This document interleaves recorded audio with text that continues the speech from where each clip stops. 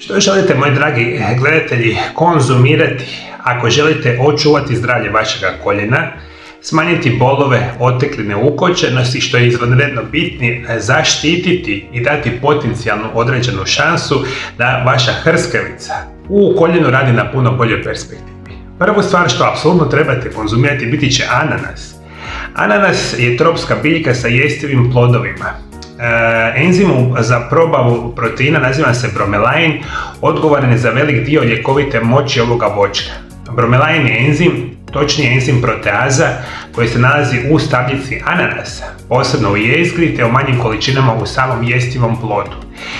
Ananas i specijalno ovaj enzim, dakle bromelain, po znanstvenim studijima će značajno poboljšavati funkcioniranje vašega koljena, želite redovito konzumirati. Moja druga preporuka će biti jedna specijalna jednostanična alga koja se naziva kelp. Kelp kao takav je poznat kao kombu, dašima ili haidai, popularni sastojak azijske kuhinje. Član je obitelji Luminaceae, velikih smeđih algi, raste u podvodnim šumama, plitkim oceanima. Postoji više od 30 različitih vrsta algi, od kojih je najčešća Sarikina japonica, koja se široko uzgaja u morima Koreje i Japana. Morski led koji teče od Sibira do Hokaida nosi minerale i stvara uvjeti za izuzetan rast ovih hranjivih vlakana. Dakle, ja kada govorim o samom kelpu, on ima nevjerojatne zdravstvene blagodati, a jedna od tih je značajno poboljšavanje funkcioniranja vašega koljena.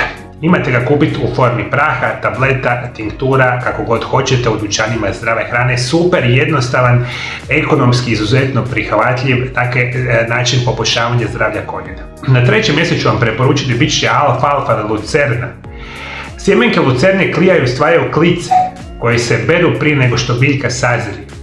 Klice sadrže mnogo hranjivih stvari kao i sjemenke, ali zapravo su zdravije jer se procesom klijanja oslobađa mnogo hranjivih tvari i enzima. Sjemenke imaju više bioraspoloživih proteina, ugljikohidrata, vitamina i minerala i ima nevjerojatno zdravstveni utjecaj na naš organizam. Isto tako, ako prvi puta čujete sjemenke lucerne ili alfalfe, kupite u formi dodataka prehrani, savršeni prirodni način poboljšavanja funkcioniranja vašeg zglobova. Što će vam još značajno pomoći? Moj omiljeni začin, džumbir, kurkuma, ceylonski cimet. Vi ako to redovito stavite u svoju svakodnevnu prehranu, imat ćete nevjerojatnu šansu poboljšavanja funkcioniranja vašega koljena. Dalje, apsolutno govorimo o čili papričicama. Čili papričice znanstveno su poznate kao Capsicum annum. Vrste su biljke podrijetlom iz Sjeverne i Južne Amerike.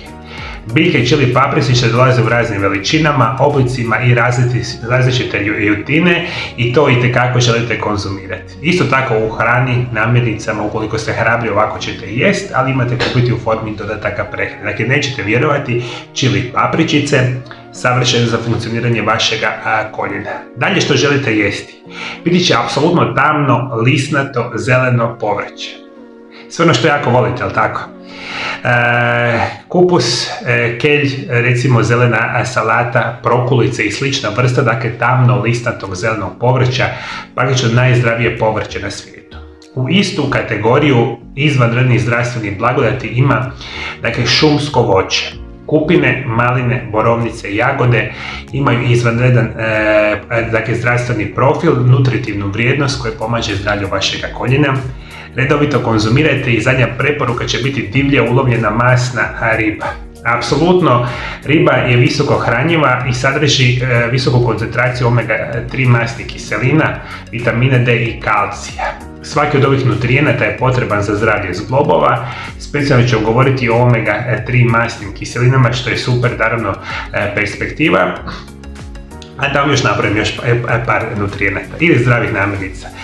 Avokado vam je super. Možete ga redovito konzumirati za zdravlje zglobova.